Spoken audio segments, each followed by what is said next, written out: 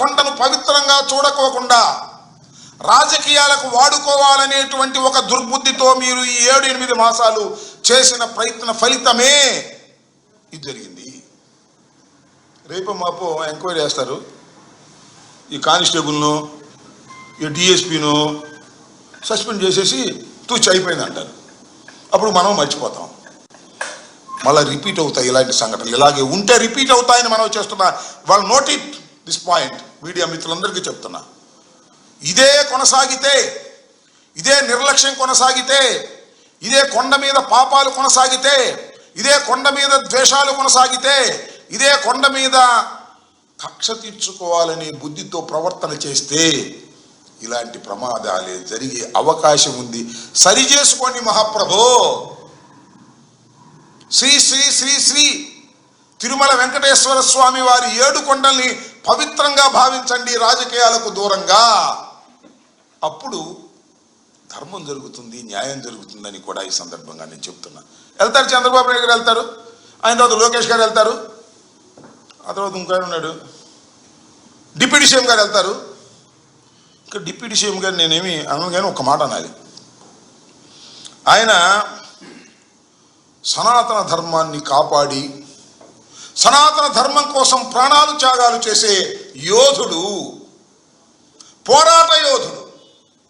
సనాతన ధర్మాన్ని కాపాడటానికి పోరాటం చేసే యోధుడు. కొత్తగా ఏది సనాతన ధర్మాన్ని కాపాడే వాళ్ళు యోధులు ఎందుకు అవుతారండి? సనాతన ధర్మాన్ని చక్కగా కాపాడేందుకు ప్రయత్నం చేస్తారు.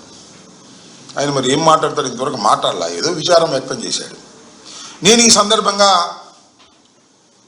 నిజంగా ఈ దేశంలో, ఈ రాష్ట్రంలో సనాతన ధర్మాన్ని కాపాడాలని భావించేటటువంటి మహానుభావులు చాలామంది ఉన్నారు, రాజకీయాలకు అతీతంగా. వాళ్ళందరినీ నోరు విప్పమని కోరుతున్నా. ఇలాంటి దుర్ఘటన జరిగినప్పుడు మీరు సలహాలు ఇవ్వాలి, తప్పొప్పుల్ని ప్రజల ముందు పెట్టాలి, విశ్లేషణ చేయాలి. సనాతన ధర్మాన్ని నిజంగా కాపాడాలని ప్రయత్నం చేస్తున్నటువంటి పెద్దలందరికీ కూడా నేను చేతులెత్తి నమస్కరిస్తున్నాను. ఈ సందర్భంగా మీరు జరిగినటువంటి సంఘటనను విశ్లేషించండి, ఈ సంఘటన గల కారణాలను చెప్పండి, ఈ సంఘటన జరగకోకుండా తీసుకోవలసినటువంటి భవిష్యత్తులో తీసుకోవలసినటువంటి జాగ్రత్తల గురించి మీరు నోరు విప్పవలసినటువంటి అవసరం ఉన్నది. ఇంతవరకు ఎవరు రాజకీయంగా మాట్లాడారు, అధికారులు మాట్లాడారు తప్ప ఎవరు మాట్లాడలేదు. కాబట్టి ఐఎమ్ రిక్వెస్టింగ్ ఆల్ ఈ పీఠాధిపతులు, స్వాములు, వీరందరూ ఉన్నారు. మీరు నిజంగా ప్రభుత్వాలు ఏమున్నా సనాతన ధర్మం కోసం మీరు కృషి చేస్తున్నటువంటి కృషి ప్రపంచమంతా తెలుసు. మీరు మాట్లాడవలసినటువంటి అవసరం ఉన్నది అని ఈ సందర్భంగా నేను మీ ద్వారా వారిని అందరినీ కూడా హృదయపూర్వకంగా నమస్కరించి కోరుతూ ఉన్నాయని మనవి చేస్తున్నాను. ఇవాళ చంద్రబాబు నాయుడు గారు వెళ్ళారు. సరే, వెళ్ళిన తర్వాత ఏం చేస్తారనేది మనం చూద్దాం. సరే, అధికారుల్ని సహజంగానే ఆయన ఇసుకుంటాడు, ఏదో గందరగోళం చేసే కార్యక్రమాలు చేస్తాడు. కానీ చనిపోయిన వారికి 25 లక్షల రూపాయలు అనౌన్స్ చేసినట్టుగా నేను పత్రికల్లో విన్నా. ఇది కరెక్ట్ కాదని, వారికి మరింతగా ఎక్స్గ్రేషియో ఇవ్వాలని, మినిమం 1 crore వారికి ప్రభుత్వం నుంచి ఇవ్వాలని, అదేవిధంగా ఎవరైతే దెబ్బలు తిన్నారో లేకపోతే తొక్కిసలాటలో కొద్దిగా అస్వస్థతకు గురయ్యారో వారికి 25 లక్షల రూపాయలు వారికి ఇవ్వడం ద్వారా కొంతవరకు వారిని ఆదుకునేటటువంటి ప్రయత్నం చేయాలని నేను కోరుకుంటున్నా. ఇందాక ఒక వీడియో చూశాను, నా భార్య చనిపోయిందండి, అక్కడ నాకు కూడా చెప్పుకోకుండా తీసుకెళ్ళి మార్చిలో పెట్టేశారు, తర్వాత మొట్టమొదటి చనిపోయింది ఆమె, తర్వాత 2, 3, 4, 5 వచ్చినాయి, మసిపూసి మారేడుకాయ చేయాలనేటువంటి ప్రయత్నం చేశారు అనేది. ఎందుకంటే ఒకళ్ళు చచ్చిపోతే కాముగా దాన్ని బయటికి రాకుండా చేసేద్దాం అనుకున్నారు. కానీ 6 చనిపోయారు. మరి ఇంక కడమోళ్ళు జాగ్రత్తగా ఉండాలని కోరుకుంటున్నాం. ఇంకో నాకు చిత్రమైన అనిపించింది ఏంటంటే, ప్రమాదం జరిగిన తరువాత కూడా వైద్యశాలకు వెళ్ళిన వారికి సరైనటువంటి వైద్య సహాయం అందలేదని బాధపడుతున్నారు. నేను వీడియోలో చూసాను, నేను పర్సనల్గా నాకు తెలియదు. What is this? ఇక్కడ మంచి ఆసుపత్రి ఉన్నారు, ఏ ఆసుపత్రి ఉంది, ఇంకా ఉన్నాయి, ఎందుకు జరగలేదు అంటే they have not taken care. Police వ్యవస్థ కూడా సరైన కేర్ తీసుకోలేదు. అక్కడ చాలా పెద్ద ఐపీఎస్ ఆఫీసర్ ఉన్నాడు, చంద్రబాబు నాయుడు గారి కోరిక మేరకు అక్కడ వేసినటువంటి ఆయన పేరు సుబ్బారాయుడు అనుకుంటాను. ఆయన కూడా విధులేమి నిర్వహించడు, టీడీపీకి ఏ రకంగా సేవ చేయాలని. ఎందుకని చెప్తానంటే మీకు దయచేసి ఏమనుకోకండి, ఒక చిన్న సంఘటన చెప్తా. ఆయన చేసినటువంటి ఐపీఎస్ ఆఫీసర్ చేసినటువంటి పని.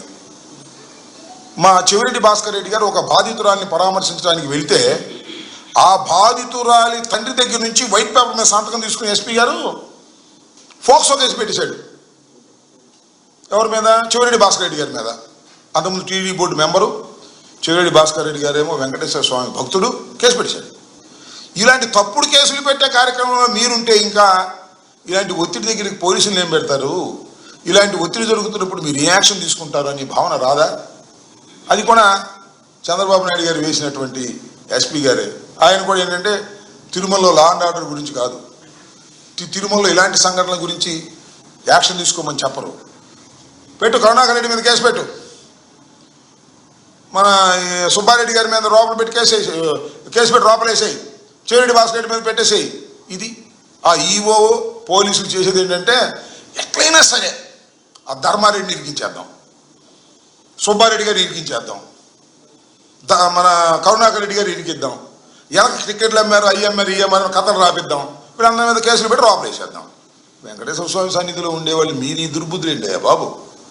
కాబట్టి మరొకసారి ఐఎమ్ రీటరేటింగ్, టీటీడీకి సంబంధించినటువంటి ఉన్నతాధికారులు, చైర్మన్ టీటీడీ సేవలు చేయకోకుండా టీడీపీ సేవలు చేయటం వల్లే ఇలాంటి ప్రమాదం జరగడానికి ఒకానొక కారణమని, ఎవరైతే మరణించారో వారందరికీ ₹1,00,00,000 పైచిలుకు పారితోషికం ఇవ్వాలని, ఎవరైతే అస్వస్థులయ్యారో వారికి 25 లక్షలు ఇవ్వాలని తక్షణమే విచారణ జరిపి బాధ్యులైన వారు ఏ స్థాయిలో ఉన్నా రెస్పాన్సిబిలిటీ వారికి తీసుకొని వారి మీద యాక్షన్ తీసుకోవడం ద్వారా మాత్రమే ఆ 6 ఆత్మలు శాంతిస్తాయి, భగవంతుడు క్షమిస్తాడు.